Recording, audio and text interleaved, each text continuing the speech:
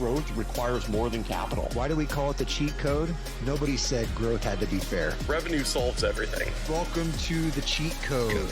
What was our fastest path to revenue? We tend to like to do things the hard way.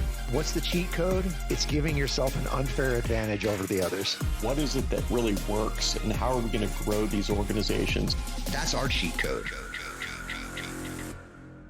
Hey, everybody, and welcome to another episode of The Cheat Code, talking about building up partnerships, how to, what, when, how, why, where, all the good things. You've got me, Josh Wagner, Justin Gray, and Sean Kester all on board for what has turned out to be a really fun series of podcasts for the group. So just so everyone knows, today I'm homering big time. I got the Arizona Diamondbacks shirt on, game one of the World Series tonight. Everyone in Arizona is a Diamondbacks fan right now. What the hell are you talking about? Hey, I'll take all the bandwagon fans we can get, man. I think everyone in Atlanta is too. Yeah, because they knocked watching off the Phillies lose. Knocked off the big bad Phillies. No, I love and then it. I just love that Sean's also broadcasting live from a cabin strip club. Like, what's up with the neon? And is that a pole or a wood-burning stove? It could be either. It gets a little hot. But the person who was in charge of the renovations, we gave a little bit of liberties to, and I guess he was very passionate around putting some colored accent lights in there. So here we are. Love it. Don't turn back now. Nope. Oh. Sweet. All so right. What are we talking about today, guys? Yeah. Today we're really going into how do we find the right partner. And I know we've maybe teased around it a little bit on prior episodes, but maybe we kick off with Justin, Sean, whoever wants to go. Your thoughts on where do you start for finding the right partner? I think it comes from outcomes. I think we talked about this a bit before too. Sean but loves the word outcomes. I mean, we're gonna have an outcome counter in the bottom left hand. Bing, bing, bing. It has to. What are you trying to achieve? I think that's where you start. Okay. Well, I mean, let's be honest, I was going to say startup, but every organization is trying to achieve revenue, right? When you're talking about partner and again, this whole notion of partner being this insular thing and this node within an organization is where I think, immediately gets you down the wrong path. So yes, we're all trying to grow revenues. Yes, we want to glean trust from people who have it in relation to the buyer that we share. And I think that's where you have to start in that process, even from a conceptual standpoint, right? So, hey, and I'll talk through analogy of just one of our existing portcos and the dozens and dozens of companies that we've consulted with in the past as well. You have to look at what value you provide to that customer organization and what are those adjacent, value multipliers. So whether it's, what I find is an interesting partnership path from a go-to-market standpoint as well as a customer success standpoint, and I think we talked a bit about this last time, is, your consultancies, your agencies, your services folks that really oftentimes are responsible for generating better usage and better returns from insert solution here. And so we've got, a existing portco where they have a technology solution, but, like a lot of solutions, the inputs for that are business process. They are strategy. They are what do you, the things that platform requires to, facilitate workflow and provide analytics and so on. You need to have a really strong input there. And this just happens to be a compensation example. And so, their platform gets physicians paid. Long story short, physician comp looks just like sales comp. And therefore there's all these performance and organizational strategy inputs. We want to drive better patient outcomes. Bing. That we want to drive, better NPS. We want to drive, certain focuses in terms of procedure and so on. And so how do they build those into their compensation plan? But how you do that, there are big consultancies that actually design those models, right? And so if I'm selling a physician compensation solution, I want to take a look at who my customer is reliant on for the inputs, the outputs, the multipliers for my solution. And that happens to be one of them. So if you're thinking about partnership, not only in a who can refer me, that next deal, but really who makes my customer better, who multiplies my value, and who should I align myself with across that customer journey. That's the first insight that you really have to capture. And if you're thinking about partner in that silo where it's like, who can drive me revenues, it's always going to be one-sided. It's always going to be, walled off from the true like essence of the company. And again, like we talked about the first time, like this has to be cultural. It has to be something that's integrated across the org. So focus on the customer. And I think that's the first step in defining that partner go-to-market strategy. Yeah, I mean, filling a gap in access are big things that I think about, right? Like you mentioned just the customer. So what gap do you fill? Where are your own gaps in terms of your product or solution? So how do you find others to do that? But if you double down on the example you gave with the position comp platform, that's a startup, right? There's some competitors in the marketplace. The market is getting more educated around this type of solution. So it's evolving. But I think about access, right? Those comp solutions that you talked about, they have the trusted relationship. So they have more access to that industry, and they can help double down on education. They can help double down on getting exposure to all those different things. I think that's another thing that you got to think about. Just if you're the big guy or the small guy, where are you on that spectrum? And are you helping someone provide more access, or are you looking to gain access? And that changes a little bit how you enter that partner conversation. Yeah, good point. I think the other thing there that we don't focus enough on is just, in that case, the founder, the CEO of the organization, right? Like so much success or failure is driven by how that person is thinking about those gaps and that access and how they fill them, and driving what that program is really going to look like, which if you think of through that analogy, like the critical factor in even starting to establish those relationships, frankly, was like CEO to CEO, founder fit. You know what I mean? Like right out of the gate, are we aligned from a methodology standpoint, from a strategy standpoint? Do we kind of hit it off? And then how do you like filter that relationship and that focus and just like the intense proximity throughout the entire organization? Because like, again, I think that's where it's like, oh, I'm going to reach out to a partner if they bring me a deal, or if they happen to be selling into that organization at the same time. You have to want to bring in those partners, so that you go through this process of determining who your partners are by understanding the customer really deeply. But that's a commitment to like, I want to, we've got a different org that we're also working with, where it's just like, Josh, I think maybe it was actually the same company, but like you were going through their pipeline and just socialize that out to a partner. And it turned out like, 50% of the folks on the list were joint customers. Yep. And so like, how much insight can you garner from just tapping into that channel? Yeah, something good's going to come from that, right? It's a simple thing, but something good's going to come from it, whether it's accelerating a cycle, getting access you didn't otherwise have, getting them into a cycle that maybe they had stalled. You never know. Like just it is kind of those simple things, and it comes down to visibility. So, if you've identified this right partner, how do you stay visible with them? It is a lot of little things that add up over time. But I think we're maybe getting a little far down the rabbit hole there in terms of identification of the right partner. So we talked about outcomes. There's another check mark. Are you going to put a counter on this in post-production? So yeah, we started with outcomes. Then we've talked about, what are you trying to achieve? And then the customer, right? What is the customer? What solution are you providing? What gaps are in your solution or potential partner solutions? And how do we go to that in the marketplace? What are we missing? I think it's business gaps. Like gaps in the business period, right? So if you think about it at a high level, like what have been your overall strategy of your business? Are you able to accomplish in the next 1 to 2 years? And what things are you going to have to put on the side in order to achieve them? It could be product things. It could be going into a new vertical. There's a lot of different paths there. When you just think about it from a high level, what things are you able to do right now? And the way we think about it is like, do you build, do you buy, or do you partner?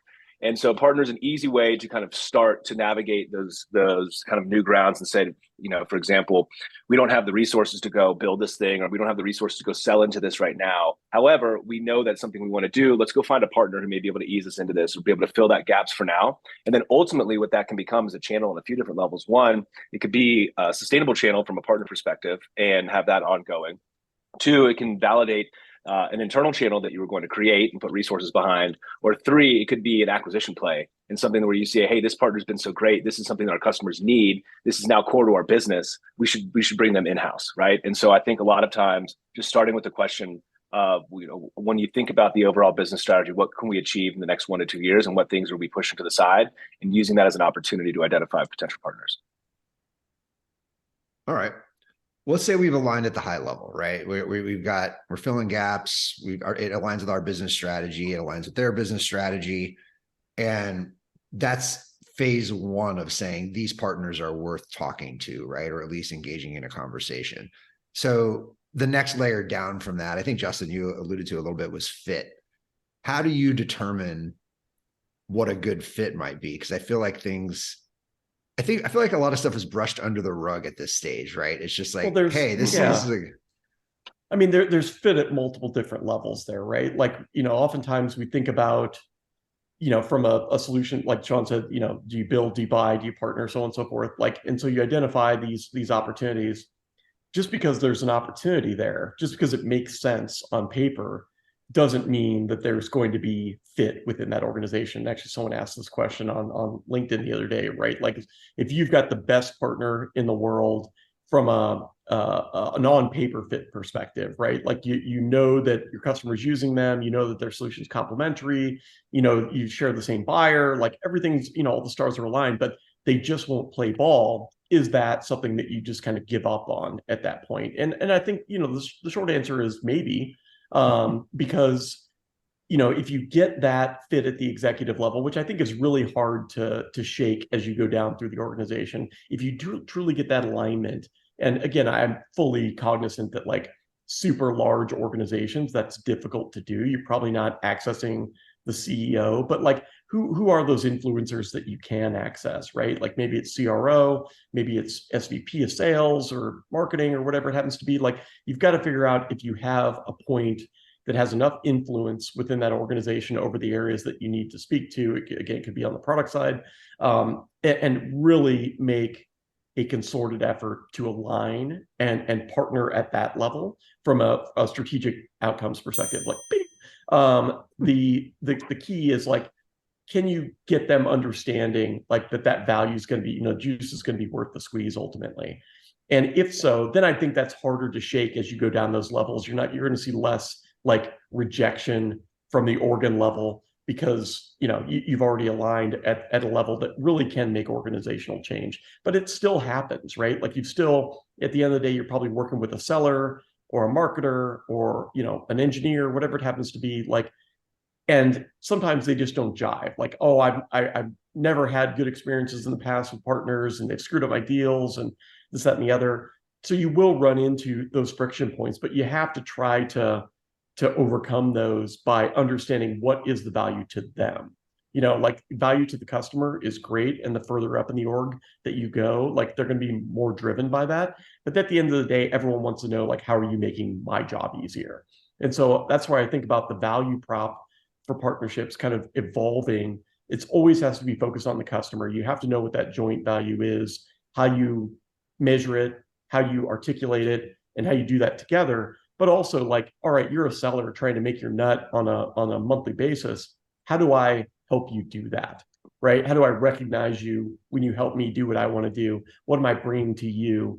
And I probably mentioned this before. If not, like, I'll do it 50 million times. Like, giving to get is the number one, dichotomy shift I think that needs to happen within partnerships. Like, we have to be thinking about what we can provide to each one of those nodes to ensure that we have the best chance at really establishing cultural and organizational fit. Yeah. Maybe I'll throw an example at you guys, get your take on it, because you mentioned earlier the idea of the partner just doesn't seem to want to play ball. And So, you're the Happens smaller all the player. time, right? Yeah, right. So it's a real life example in our portfolio, right? So we've got a pretty robust partner ecosystem. One of the tech partners is a much larger organization than us. Been getting some traction lightly through the sales organization, doing some co-deals, referrals and whatnot. Founder in our portfolio gets a meeting with the CEO of the partner, set out the stage and just, hey, what does a good partner look like for you? What makes you care about them? And he said, well, we've got this one partner and their name just started coming up all the time within like 500 of our customers. You do that, we're good to go. What do you say to that? I mean, it's not uncommon, right? Like this is why you get like the, in my past life, like the Deloitte and the Accenture and like, like you've got technology organizations just seeking out those logos because they've got such a great, customer base and brand equity.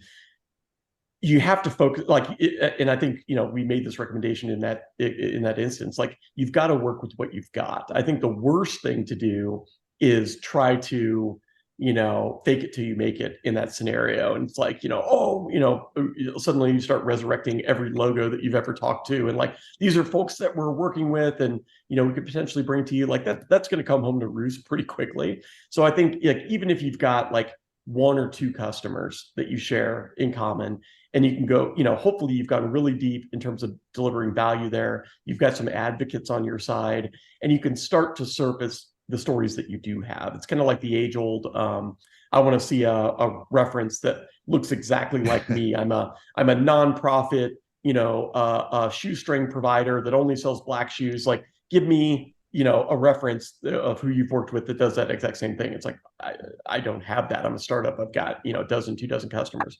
And regardless of your stage, right? Like, you're never going to find those like right down the center, like show me someone that looks exactly like me. But like, here's the customers I do have that share that use case. Here's what I've been able to do for them. There are my raving fans. Like, let's see what your CSAT is with that customer or your NPS, right? Like, let's put a plan together on how I can raise that and just like amplify the successes that you do have. And then again, like what's the value that you can provide to that individual? Like, hey, I've got 2 other clients that don't have a solution that is in the realm that you guys operate in. Let me give those to you. Let's work on how we can get some traction there. I just think you got to start where you're at.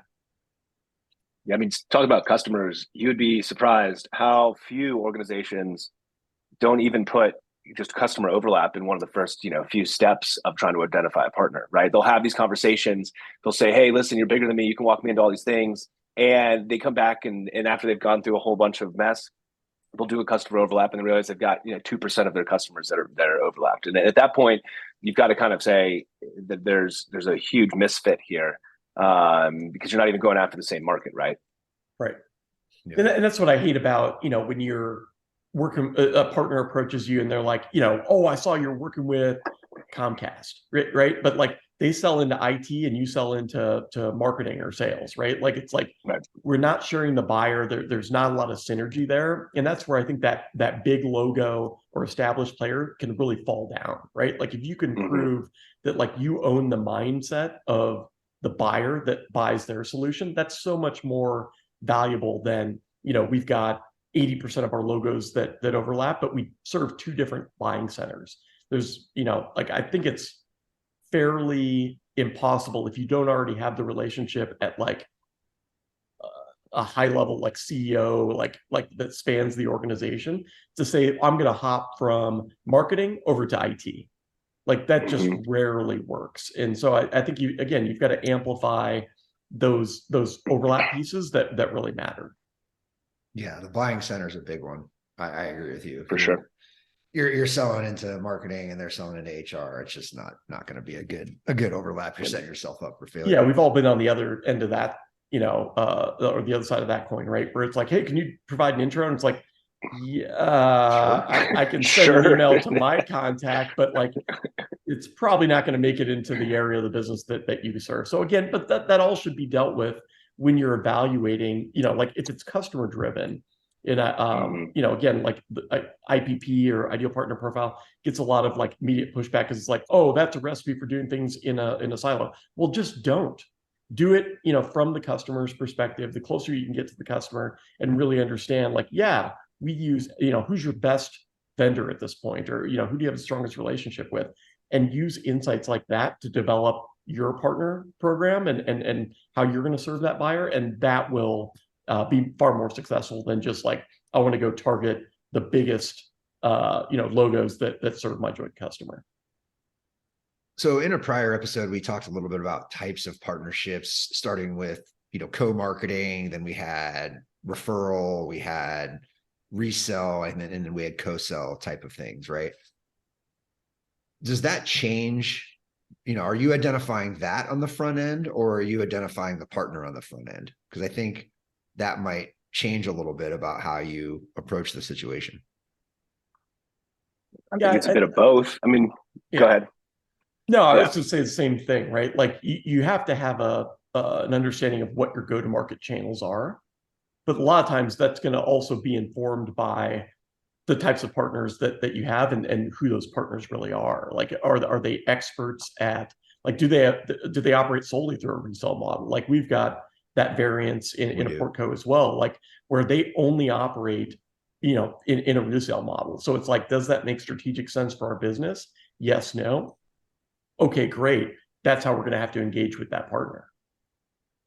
Yeah, it's kind of like a crawl, walk, run scenario a lot of times with these partnerships. I mean, there's, resell sounds great. It's a more mature cycle, right? And you've got to build trust on the kind of the entry levels, and you've got to make sure you can work together and that the value prop is, resonates with the buyer and everything in between before you can get there. So, I mean, I think you have those things in mind when you go into it and say, this would be a great outcome. But at the end of the day, you're looking for that fit at some of the easier stages of a partnership. Well, I'm glad you brought that up. I'm curious what you guys' thoughts are on resale in general, because I feel like I was actually having a coffee meeting this morning, and someone asked about a potential portco of ours, and they're like, "What do you think the revenue breakdown is? Once these guys are over the next hurdle, and mature?" And I was like, "I think it's 70-30, like partner direct to market."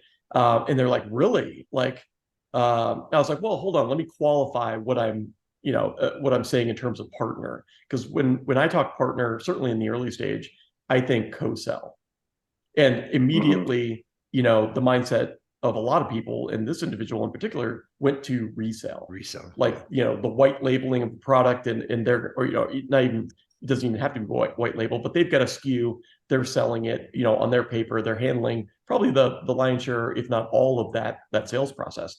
That tends to be like where people's mindsets go first. And personally, I think finding an organization that's mature enough to support a true resale of a product in the early stages, like seed, even, like, so let's call that like $10 million and under, seed Series A, is really, really difficult. Curious to get you guys' take on that as well. I think you have to matter so much and be so important to get someone's attention in true resell, because the companies that are mature enough to resell are resell organizations, right? Like, people are familiar in the IT space of like CDW or things like that. Like, those are resellers, and that's all they do for a living, is they resell other people's stuff. To be a new vendor to a company that resells stuff, you better make some splash, right? And as a startup, that's really hard to do from an enablement standpoint, from a comp standpoint, from just so many different things. So I like your point, Justin, like, co-sell, get it on your paper, use the partner as an amplifier in the process, amplify each other, help each other sell solutions and package it together. That's early stage. That's all you can really do. I mean, you can get into resell, but it's hard. I mean, from a technology standpoint, your whole product has to be architected in a way to support a resale model, from how you take in payments to how APIs that are available, how it can be integrated, et cetera. Those things have to be thought about. And quite frankly, when you're trying to take a product to market, that's not the right way to do it initially if you want to have any direct go to market, right? And so I think there's a huge hurdle from a technology perspective. The second piece is just that, especially for early stage, you lose you lose your finger on the pulse of the customer and the entire experience that they're able to deliver during that buying cycle, and that's scary. And so, you know, it sounds great, like having someone else go and sell your stuff, like it's a lower cost of sale, at least theoretically. But ultimately, I think there's a lot of red flags in there that you have to get through from a direct model to even know what a good reseller would look like. I mean, what I always think about is how difficult it is. I'm sure, like I know we've all run sales teams, and I'm sure many folks listening have. Like, think about the challenges that you had just trying to get your internal sellers to sell something in line with product or service expectations. And then you think about like shipping that outside the organization is just really scary without like a massive enablement and training and management process in place. And like when you're dealing with certainly in the early stage, couple member sales teams with like no enablement and like not a lot of your training is like hop in and do it, that is just really, really scary to me. I think it's a recipe for, to your point, like really losing touch with what the customer's expectations are and how they were sold, in a worst case scenario. In a best case scenario, like losing connection to like brand and who you are versus the core platform they're selling. So I agree. It's a very mature motion. And, unless you're built specifically to support that go-to-market channel, or you become very mature, I think it's, something that's better left to the much later stages, if at all. Just think about the implementation ramifications. We hear internally, oh, sales sold something we can't do. What happens if that goes out to thousands of people who don't even have a pulse on your implementation process? How are you built on the back end to support that? Like that could get and if it's a product gap, you know what I mean? Like, let's say, your solution has weak analytics, and so you partnered, to fill that gap. Suddenly, like that depth of product knowledge becomes really, really important, because it's like, oh, can you do this? Oh yeah, absolutely. Like we use, so-and-so, we partner with so-and-so to bring that, but it's like, do you really understand like the client's question, how that's going to impact your platform? I mean, we've run into this in the past, certainly on the services side, where it's, oh yeah, that overpromise, and then suddenly you're stuck holding the bag, which is a really painful area to be. Yeah, one thing I want to touch on before we hop here is Justin, you and I have certainly a bias on the technology services partnership, right? Like it's kind of got a natural, it makes sense. You have this product that has some things that need to be wrapped around it. You have a service organization that specializes in that area of expertise. It makes some sense, right? But in the last call or last episode, Sean brought up the idea of technology partners and integration partners.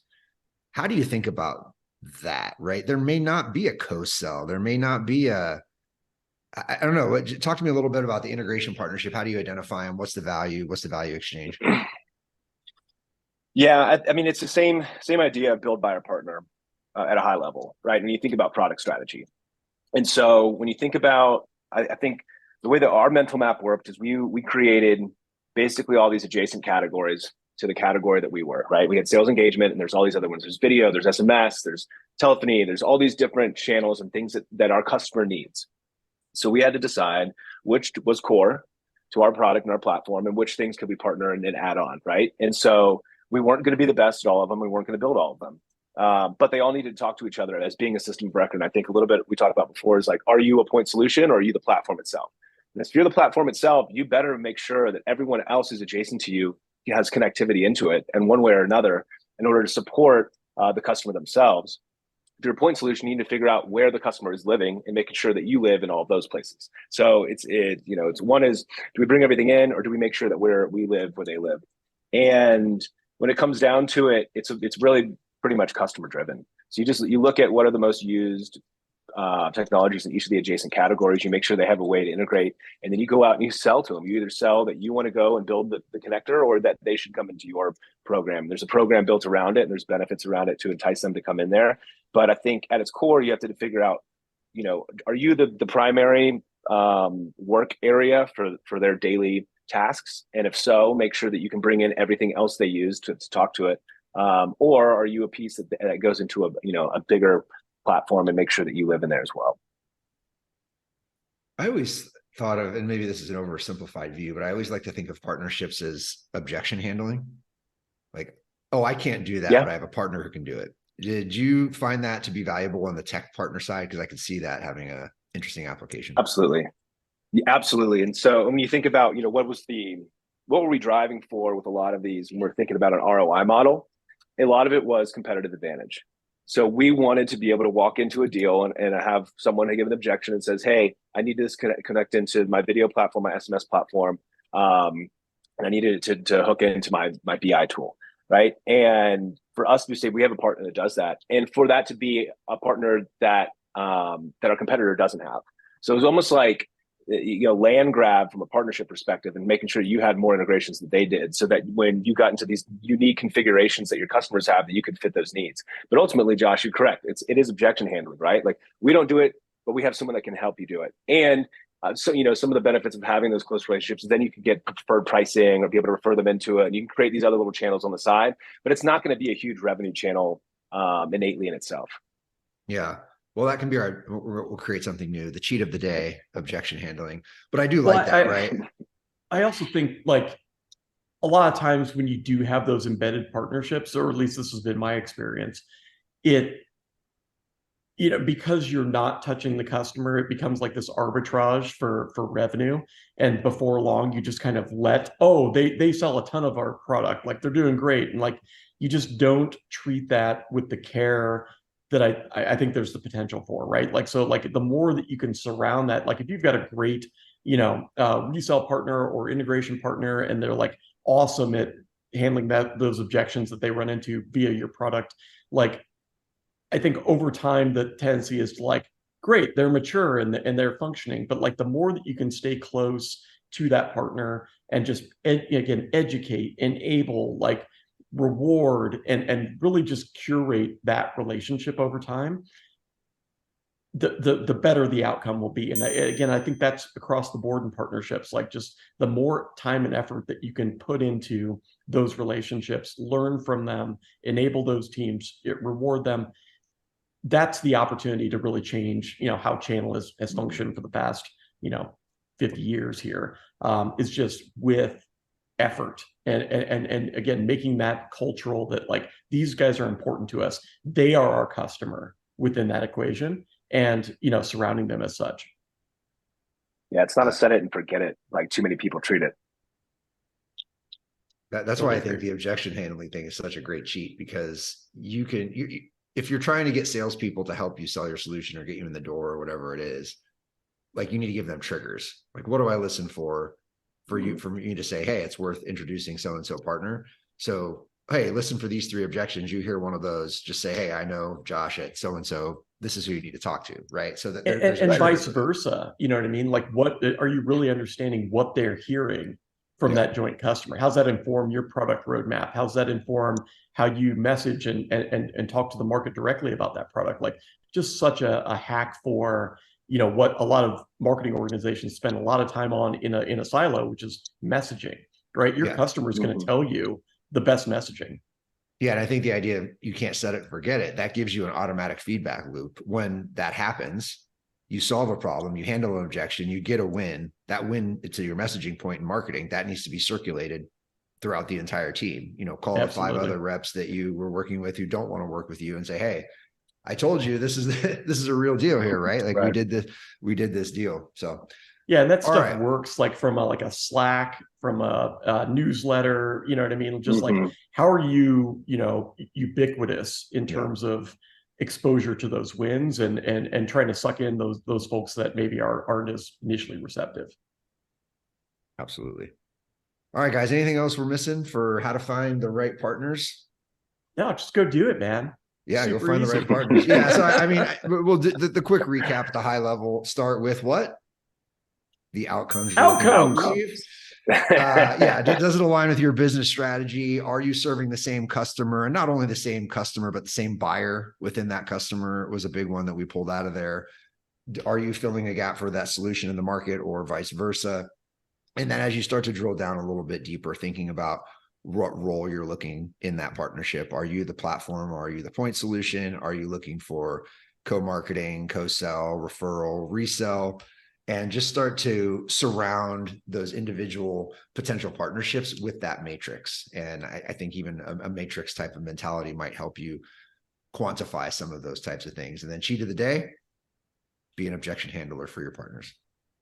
I mean, you don't have to look far to see these things, in motion. Like obviously Sean's GC had a referral partnership with a neon organization, and we're seeing the results of that live on this call. I should have changed the lights during it. Huge kickback. Yeah. He might have made his year. Big neon. Awesome. All right. Well, everybody, thanks for listening to the Cheat Code. Josh, Justin, and Sean, if you like what we're talking about, please follow us on your favorite podcast platform. Give us a like, a subscribe, and maybe even a review. That helps amplify our message. Until next time, thanks for listening to the Cheat Code. Thanks, everyone. Thank you.